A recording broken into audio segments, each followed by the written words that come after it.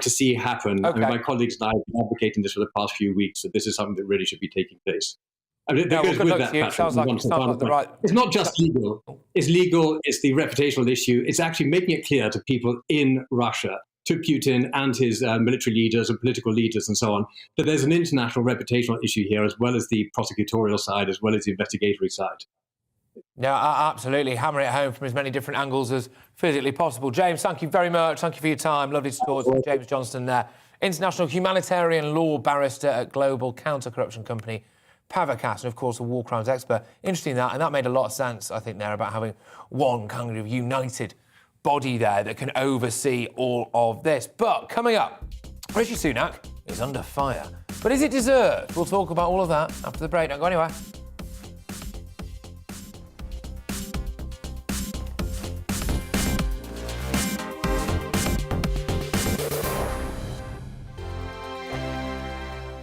Europe is in the grip of the most devastating humanitarian crisis since World War II. The people of Ukraine are facing unimaginable suffering as their homes are destroyed and their loved ones are killed. Millions of people are being forced to flee for their lives, carrying only their children, their pets, and the clothes on their back. The pain, loss and destruction grows by the day. The people of Ukraine urgently need our help. Already a vast humanitarian operation is underway. Britain's Disasters Emergency Committee, or DEC, brings together 15 leading aid charities to respond to overseas disasters quickly and efficiently. These charities include the British Red Cross, CARE, Oxfam, Save the Children, and World Vision. Their teams are working on the ground in Ukraine and neighbouring countries to bring vital aid to those who need it most. If you can spare it, your gift to the DEC's humanitarian appeal will go a really long way. £10 provides essential hygiene supplies for a person for a month. £50 provides blankets for 4 families. £100 provides emergency food for 2 families per month. It's easy to give. You can donate online at dec.org.uk or call the 24-hour donation line on 0370 60 60 900. If you prefer to send a cheque, please post it to the Ukraine Humanitarian Appeal, PO Box 999, London, EC 3A 3AA. To give £10 on your mobile, simply text the word crisis to 70150. Standard network charges apply for calls, and you must be 16 or over. Texts are charged at the standard network rate, and your £10 donation will be added to your bill. 100% of your donation goes directly to the DEC to save lives and deliver critical support where it's needed.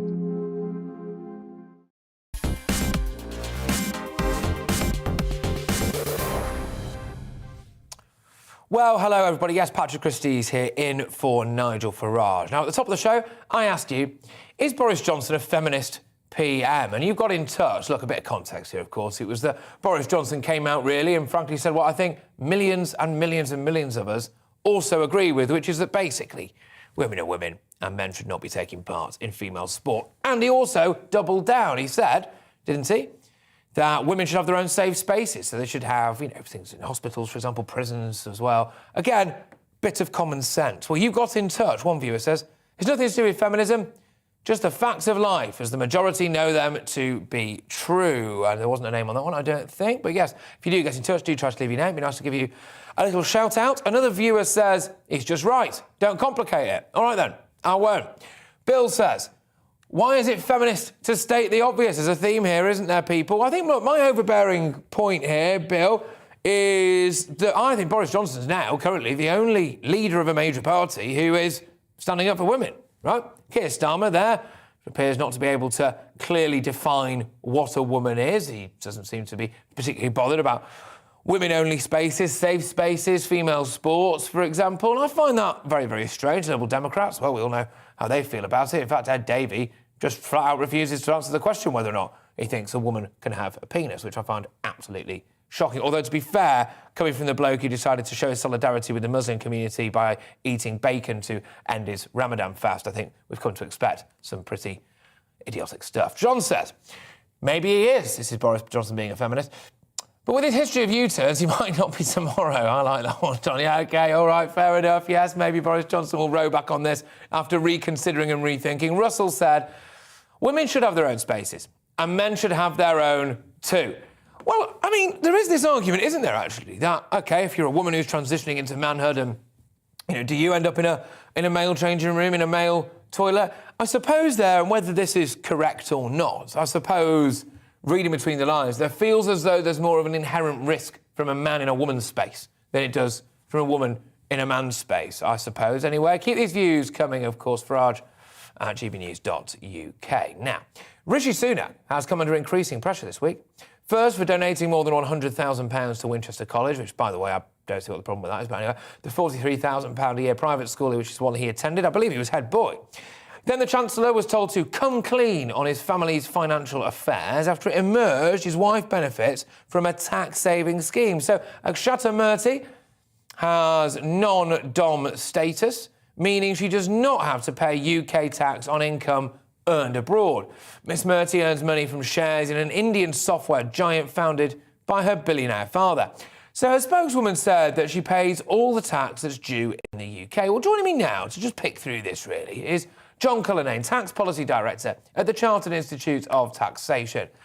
Thank you very much for joining me on the show, John. There he is. Good stuff. Right. OK. Look, we'll deal with the non-dom stuff second, right? I just wanted to get something out of the way first about Rishi Sunak's £100,000 donation, which apparently was given to Winchester College so that actually children who, the phrase is, otherwise would not necessarily have the opportunity, either couldn't afford to go, I suppose, would get the opportunity to have a first-rate education. That, to me, is just a story about a man doing what he wants with his own money, isn't it? Well, I guess there'd be the question of tax relief, both for the college and for himself. But, that would be a kind of normal application of the rules. So, people are either in favour of there being tax relief for charities or private schools being classified as charities, or they're not. But, that's the current law, and, that would be fine. OK, all right, well, let's get stuck into the old non-dom stuff then. So I think for people listening on radio or viewing us at home now, it might be worth just a little brief explanation, really, of what actually is going on here. What is the actual setup, then? Well, you can, normally speaking, in most countries in the world, you pay tax if you're resident in the country or if you have income that derives from that country. But even if you're resident in the UK, we have these special rules for so-called non-doms. So residence is looking at it like year by year. Domicile is kind of where you ultimately feel your loyalty is or where you feel you're from. And so a number of people, yes, they may be here for a long time, but ultimately they kind of feel they belong somewhere else, and that the domicile concept reflects that. And there is just a favourable treatment in our tax system that means they only pay tax on income from abroad if they actually bring it into the UK. So if they don't generally pay tax. Now that principle's been cut back a bit over the years, and it's all got very complicated, but that's the essence of it. Is this not a bit of a slap in the face to ordinary Brits who are seeing their energy bills go through the roof? The cost of living crisis, fuel, food, everything, frankly, seems to be costing more money, and not everyone is earning more money. Is this not a bit of a slap in the face for them? The optics of it are pretty bad, aren't they? Well, I think probably the issue really is about the rules, whether people accept the rules or not. Successive governments have looked at it. In general, they've tended to kind of roll back a bit on the generosity of the relief. But on the whole, they've kind of always kept it going, because I suppose they reckon it's better to have some very wealthy people here paying a bit of tax than, maybe disincentivize them from coming to the UK at all. So, but I don't know that public opinion has ever been that comfortable with that judgment, and I don't know that governments have ever put it in those stark terms. That's the judgment they're making. So it's not. Yeah. It's not a kind of tax scheme in that anything he or his wife have dreamt up. It's just benefiting from the way the rules have been and making the claims accordingly. Well, so then again, this is it. And I dare say, you know, if Rishi Sunak is as wealthy as everyone seems to think he is and his wife is, well, presumably he is still paying quite a lot of tax, one would have thought. Well, yes, I would imagine so. I mean, obviously, I have no idea how much tax they pay. Exactly. Yeah. But that's the point, though, isn't it? And I think there's, you know, we have to be aware of what kind of society we live in and what kind of society we want to live in, you know? We cannot relentlessly tax people, wealthy people, up to the eyeballs, because then, frankly, you don't tend to have very many wealthy people, and if you do, then they don't tend to be in this country. But just lastly, a little bit off the tax topic, I suppose, but it's more of your opinion, really. Do you think he's too rich to be Prime Minister? Do you think people will feel as though he's out of touch? Well, I think that I mean, that is a political question. It's not a question of you need to be an expert on. People will have their own views. I think people, there have been some very wealthy people and been Prime Minister or Chancellor of the Exchequer or other ministers, and it's not been an issue. And there have been, equally, there have been others who haven't been particularly wealthy. So I kind of think it's the sort of, there's stuff about who you are and there's stuff about kind of what you do and the signals you give off, and people have to look at the situation in the round, I think. Yeah, no, fair enough, absolutely. Well, look, thank you very much for your time and your insight as well. Great to have you on the show, John. John Cullinane there, Tax Policy Director at the Chartered Institute of Taxation. How do you feel about this as well? You know, do you feel as though it is a bit of a kick in the teeth? I'm a bit conflicted about the Rishi Sunak stuff, because the rules are the rules, and he doesn't appear to have broken any of them. He is a wealthy man. There's nothing wrong with that. I don't see why. It seems that, to me anyway, in this country now, we have a push to almost hate people who create wealth and do well for themselves. It's a shame, really, I think, that, isn't it? We need to incentivise people to be wealthy. We can't be taxing them all to the absolute hilt, can we? So I'm a bit conflicted about this, because, let's be honest, it does look pretty bad, doesn't it? At the same time as we're all cutting our cloth, as it were, Rishi Sunak and his wife anyway. Well, his wife is, well, not necessarily paying as much tax as they could, I suppose. But my first What the Farage story is a proper What the Farage moment. That's right, a shift in tone. It comes from America, and the revelation that an F-18 pilot who filmed a famous 2015 UFO encounter gave secret evidence to politicians when he explained they initially thought the flying object was just part of training and locked into it like he was about to fight it. So, new redacted documents. There it is. We can see footage of it there. If you are listening on radio, basically it's kind of black and white kind of images that you see in airplanes there, and it's a little, I don't know, almost, you could say an almost tic-tac shaped thing, I suppose, and it's been locked on. You can watch us on YouTube, remember, as well, so if you really want to see it. But basically, it's a UFO. Now, new redacted documents released to government document repository, which is difficult for me to say, apparently. The Black Vault reveal that the pilot who encountered an unexplained aerial phenomena off the coast near Jacksonville, Florida, known as the Gimbal sighting, briefed Senate staffers in 2019 on the event. So it said, towards the end of one of the night flights, an unknown person was conducting during the sea period. He and his pilot detected an air contact coming from the east and heading towards the ship. Initially thinking it may be a simulated advisory aircraft as well as part of the Comtwex scenario, whatever that means, he took a look at the looked to investigate it further.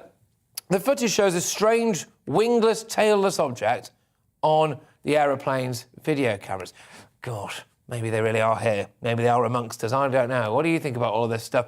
These things keep happening. There's the USS Nimitz, which is it's a big boat, and people kept seeing UFOs off that. It's like hundreds and hundreds and hundreds of times. I've actually interviewed the Master-at-Arms of the USS Nimitz.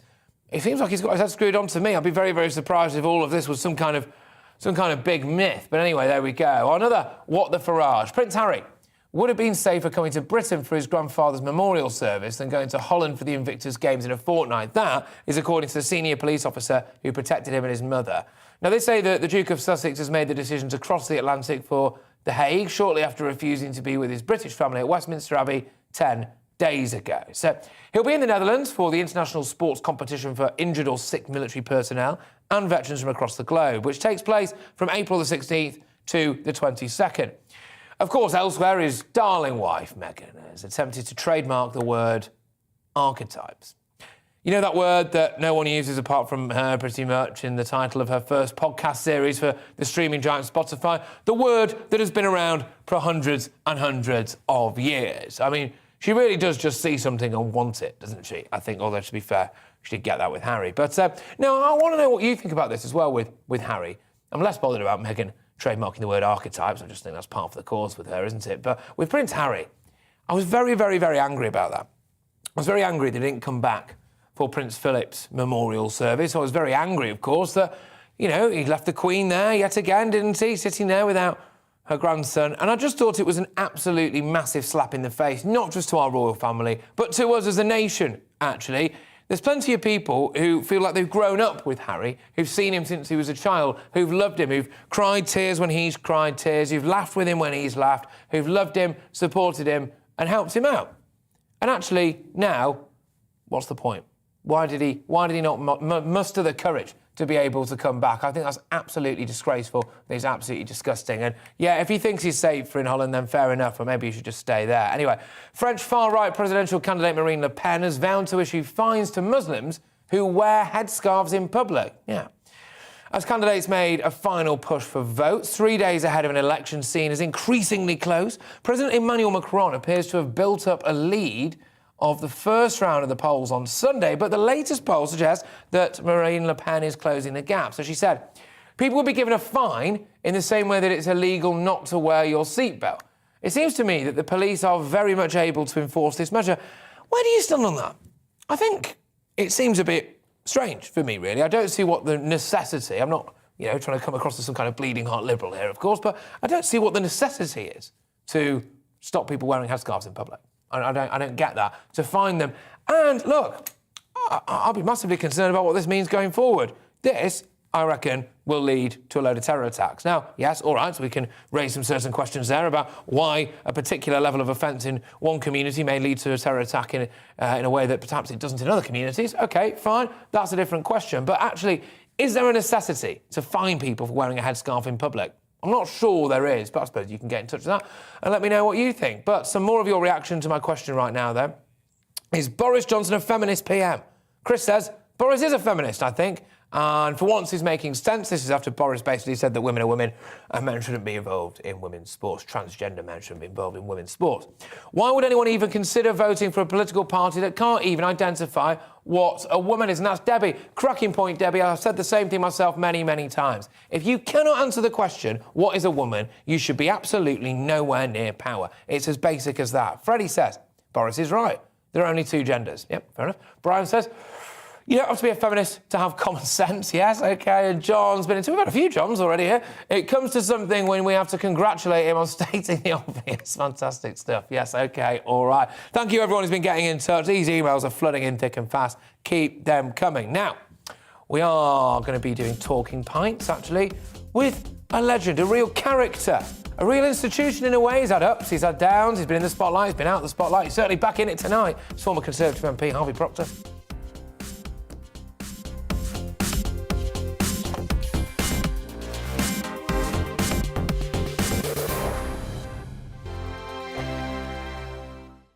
Europe is in the grip of the most devastating humanitarian crisis since World War II. The people of Ukraine are facing unimaginable suffering as their homes are destroyed and their loved ones are killed. Millions of people are being forced to flee for their lives, carrying only their children, their pets, and the clothes on their back. The pain, loss and destruction grows by the day. The people of Ukraine urgently need our help. Already a vast humanitarian operation is underway. Britain's Disasters Emergency Committee, or DEC, brings together 15 leading aid charities to respond to overseas disasters quickly and efficiently. These charities include the British Red Cross, CARE, Oxfam, Save the Children, and World Vision. Their teams are working on the ground in Ukraine and neighbouring countries to bring vital aid to those who need it most. If you can spare it, your gift to the DEC's humanitarian appeal will go a really long way.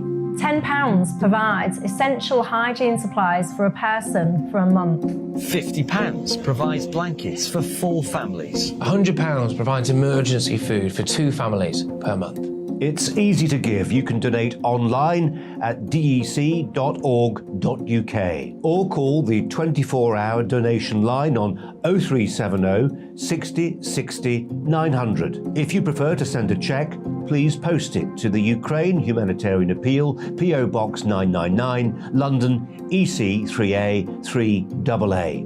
To give £10 on your mobile, simply text the word crisis to 70150. Standard network charges apply for calls and you must be 16 or over. Texts are charged at the standard network rate and your £10 donation will be added to your bill. 100% of your donation goes directly to the DEC to save lives and deliver critical support where it's needed.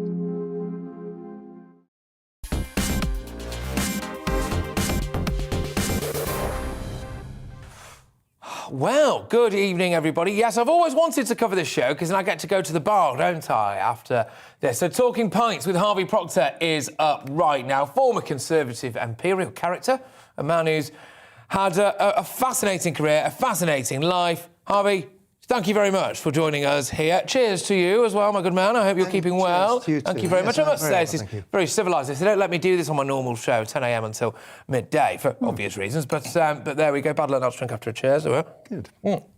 Right, so look, thank you very much for coming in. I mean, it's difficult to know where to start with you, really. I mean, I think let's start with the kind of infamous issues that took place, back in the day, I suppose, 1986, 1987. And just run our viewers and our listeners as well through what happened, really. And I understand that you want to kind of maybe set the record straight a little bit. Well, in 1986-87, I was prosecuted on 4 charges of gross indecency.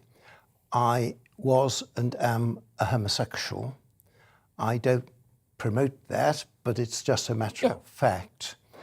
And in those days, the age of consent for homosexuals was unequal in that heterosexual age of consent was 16, homosexual was 21. There was also a lacuna in the law between heterosexual and homosexuals, and that is in the homosexual area of the law. If you thought that the person you've been with was genuinely over the age of consent, but in fact they were one day under, you automatically committed an offence in the homosexual case, but not in the heterosexual case. And therefore, in those years, I became a demon, a devil incarnate. And there were a number of reasons behind that, which I don't think truly came out. Okay. Not just the law, but that I crossed a chap who was a publisher then, Robert Maxwell. Yes. And Robert Maxwell, the infamous Robert Maxwell, didn't like me because I defeated his friend in Basildon in 1979 and won Basildon with the largest swing in England to take a seat in 1979. He didn't like me for that. He didn't like me because I'd sued one of his newspapers for libel and won. Right. And I thought it was not right for a publisher of a newspaper not just to try his papers to report the news, but to make the news by putting 20 reporters down into my constituency to try to persuade them to vote against me in my executive council meetings. Now, Robert Maxwell, this is not normally known, he pretends to be Jewish. Right. He was not Jewish. It was Jewish when he thought it was in his interests. Right. He's as Jewish as a bacon sandwich. Right. Now, it's about time that somebody actually said that, and I said it tonight. Well, I'm glad you did, of course. And look, it's an amazing sign of how times have changed, isn't it, really? The way that you were vilified, like you said, demonised, really, for, I suppose, expressing your sexual preferences. In private. In private. In private, not proselytising the case at all. And, of course, that then lost me my job, a job that I thought was an honourable thing to be, a member of Parliament. Of course, most people are subjected, perhaps, maybe, in their life to one scandal. I have been placed in the unique position, I think, of experiencing 2 pretty major public scandals, because then it went on to Operation Midland. Absolutely. 7 or 8 years ago, and there I became pariah because I was accused of being a serial murdering child murderer and abuser. Which is, let's be honest, as bad as it gets, right? Well, you can't say anything worse about a human being than that. And of course, the police came out and said that was credible and true. Credible and true. And so for a second time, I this time lost my home, my job, and my repute. So uniquely positioned now to deal with people who have lost their reputation, damage to their reputation through false allegations and by misconduct by the police, because it still goes on. And I'm uniquely placed, I think, to help people now who have similar sort of problems. And indeed, may be interesting to your viewers to know that I've already been approached and helped high-profile individuals who've had similar, but not the same, damaging things made against them for their reputation. And also I've helped people who perhaps don't have a voice or a private wallet, who have also been falsely accused. Would you be able to give us a couple of examples, or?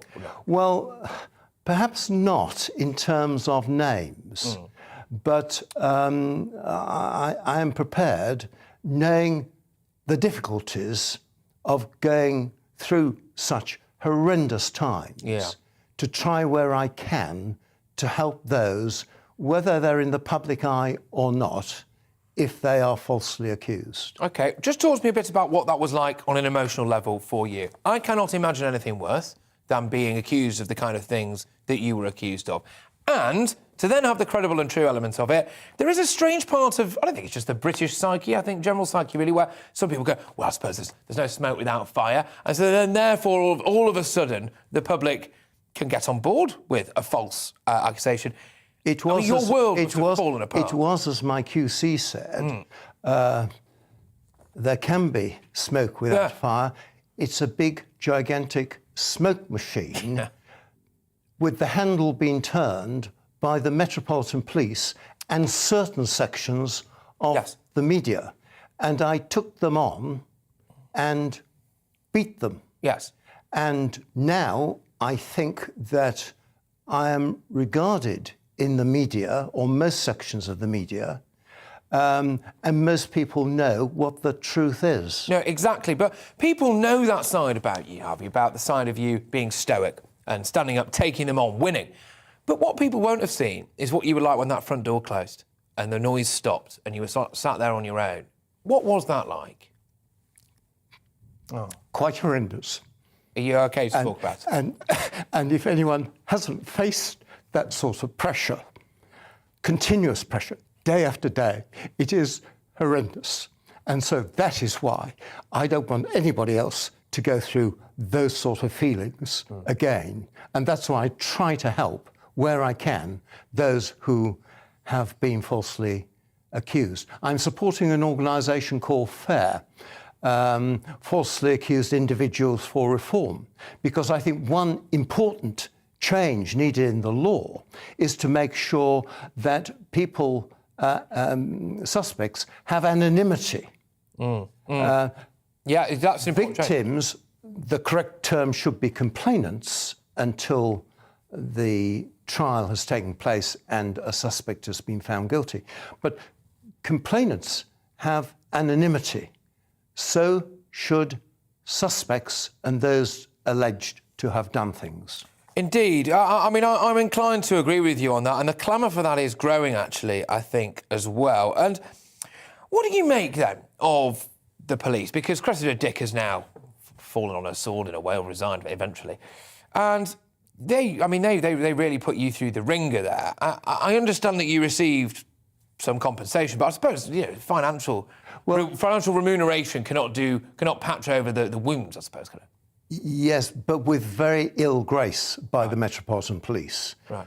They, even after the person who made the allegations, their star witness, who they didn't want to investigate, had been found guilty of many charges of perverting the course of justice. Even then, the Metropolitan Police tried to defend themselves legally as though I was still the suspect. Yeah, and so I had to fight again to get mediation, and then within mediation to try to get fair recompense from the police. And even though I had great support, financial support from backers and good legal support, the cost of Operation Midland to me, which I can't recoup, is £500,000. That is the cost of Operation Midland to me, £500,000. And it isn't, that £500,000 is for nothing compared with the effect on yourselves, your family and your friends. Yeah. It is horrendous. Did you lose friends over it? Are there people who cast you aside at the time and have maybe been a bit too embarrassed to come back or not? Yes. I'm not sure which is worse, those or those who were quiet when the going was tough. Yes. And then when, of course, it was quite clear to everyone with the Enriquez report and with the trial that there was nothing in it at all, tried to scramble their way back. Well, I'm sure you won't have forgotten that, so it doesn't sound like you have, nor should you as well. We're coming towards the end now, but this has flown by. I could talk to you all evening. Do you stick around for a little bit, because we're going to get a few questions from the public as well. But just before we start to move on to that, really, I wanted to get your take on the current crop of MPs that we have at the moment. I think a lot of people feel very disenfranchised. A lot of people, frankly, don't really know what a lot of them stand for. What's your take on the current crop? Well, I'm sure that every ex-MP is critical of those who come after. I place a lot of the blame for the diminishing standards of members of Parliament with Tony Blair, because Tony Blair changed the law to diminish the power of Parliament over the executive, over government, because he wanted an easy ride. And that meant, in part, quite noticeable changes to Parliament. You can't speak for as long as you want in Parliament as you used to be able to do. Members of Parliament now are limited into the length of speeches that they can make in Parliament. Yeah. How does that show? Well, in the media, your programmes and others, other channels, sound bites. Oh, yeah. They go for sound bites. Try to go beyond the sound bite. Yeah. They have no intellect to argue their case. No, I'm sick of it at all. You know, and actually it's insulting to the public. You know, it's insulting to the public that they think, OK, I'll fob them off with, you know, this slogan, whatever it is, or it's Build Back Better. I mean, you could take your pick, couldn't you? And actually, we're better than that. We deserve better than that. We've got more going on up here than that. There used to be a time when slogans inevitably came about in general elections. Now, you have them day after day after day. You're relentless. Right. Thank you very much, Harvey. I have thoroughly enjoyed this. Cheers. You are an absolute gentleman and a pleasure to have you on the show. Thank you very, very much. There we go. Right.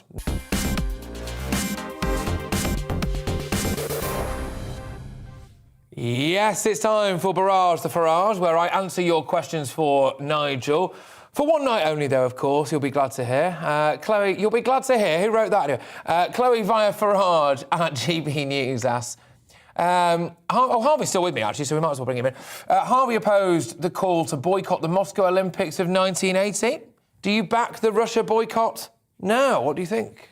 Yes, absolutely. Russia has become an international pariah on the world stage, and they should be excommunicated from the world. Yeah, OK, fair enough. What does Harvey think about sports stars, especially footballers, not feeling like that they can come out as gay? So an eclectic mix of questions here, Harvey. Yes, it's not just footballers. Yeah. I think people in the media have a role to play in this. Publishers, producers, everyone should, at the right time, when it's right for them, come out and declare what they are. And I regret, I think, not doing it myself sooner. Harvey, thank you very, very much. And thank you, all of you, as well, for my first solo flight on Farage. And he will be back, I believe, tomorrow. Thank you very much, everybody who's been getting in touch. And yes, I'll see you all very soon. Take care. Hi there, I'm Aidan McGivern from the Met Office. Strong northerly winds have brought cold air southwards across the country, and with clearing skies overnight, we'll see a frosty start to Friday. But Friday promises at least some sunny spells. Low pressure is moving away, however, it leaves a legacy of north to northwesterly winds, cold air, and further showers during the rest of Thursday. Those showers increasingly, though, easing away inland, and they'll be more and more confined to northwestern coasts. But they'll still be of a wintry nature. We can expect snow above 150 metres for the hills of Scotland and some icy patches here first thing Friday. But otherwise, clear spells and a fairly widespread frost to kick things off. 1 degree there in Hull, 3 Celsius for Manchester. Temperatures below 0 in sheltered spots. But in the far south, cloudier skies, some outbreaks of